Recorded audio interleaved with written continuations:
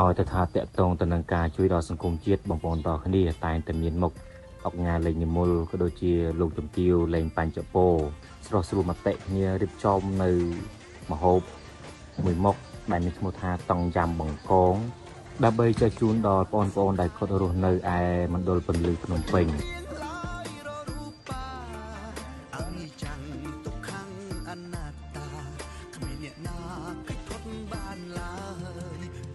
ឆ្នាំមានប៉ុន្មានដងបាត់ជាសៅមកចង់ពីគ្នាស្អប់គូគាត់តាមលៀងបកងលៀងអីដើម្បី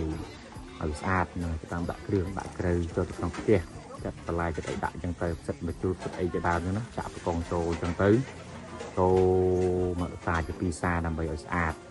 ដើម្បីឲ្យវាសប់សាច់ក្នុងសម្លតង់ចាំបកងហ្នឹងផ្ទះថ្នោតធំតែម្ដងចាក់ស្លឹកខ្ទឹមចូលអញ្ចឹងទៅដើម្បីឲ្យវាមានក្លិនឈ្ងុយប្រហើរកូរម្ដងជាពីរដងដើម្បីឲ្យវាសប់សាច់នឹងមានក្លិនឈ្ងុយហើយបើក្លិនឈ្ងុយវិញជាថាផ្អើលអស់ពេញមណ្ឌលហើយបងប្អូនទាំងគ្នាហើយបងប្អូនក៏មិនឲ្យទៅនេះដែរគាត់ជួយសម្អាតតុជួយរៀបចំកន្លែងហូបចុកដើម្បីឲ្យមានផាសុកភាពកុំឲ្យមានដីមានធូលីហើយញ៉ាំហើយក្មេងៗនឹងគាត់ក៏មិនទំនេរដែរគាត់ចាប់ផ្ដើមស្វ័យសិក្សារៀនសូត្រជាក្រុមអីចឹងទៅជួបជុំគ្នាហើយបងប្អូនខ្លះទៀតក៏គាត់ទៅតាមលេងកីឡាអញ្ចឹងទៅដើម្បីសុខភាពម្ហូបក៏ឆ្ងាញ់ស្ងាញ់ញញឹមក៏ល្អថែមទៀតបងប្អូនហើយបងប្អូននៅមណ្ឌលក៏បាននាំគ្នាទៅយ៉ាងសស្រាក់សស្រាំអង្គការលេងនិមលគាត់ក៏ចាប់តាមលើកនៅម្ហូបតង់យ៉ាំបកកនឹងចែកមកជូនក្មេងៗដែលគាត់ឈរចាំត្រៀបត្រាក៏ដូចជាលោកជំទាវលេងបញ្ចពោនឹងគាត់ក៏បានរៀបចំជួយដាក់បន្ថែមផងដែរស្នាមញញឹមដ៏កក់ក្ដៅសម្រាប់បងប្អូនដែលរស់នៅមណ្ឌលពន្លឺរាជធានីភ្នំពេញជាមួយនឹងការញ៉ាំម្ហូបដ៏ឆ្ងាញ់តង់យ៉ាំបង្កងនេះ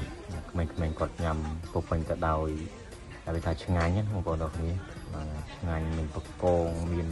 បន្លែសពគ្រប់មុខចឹងទៅហើយបងប្អូនគាត់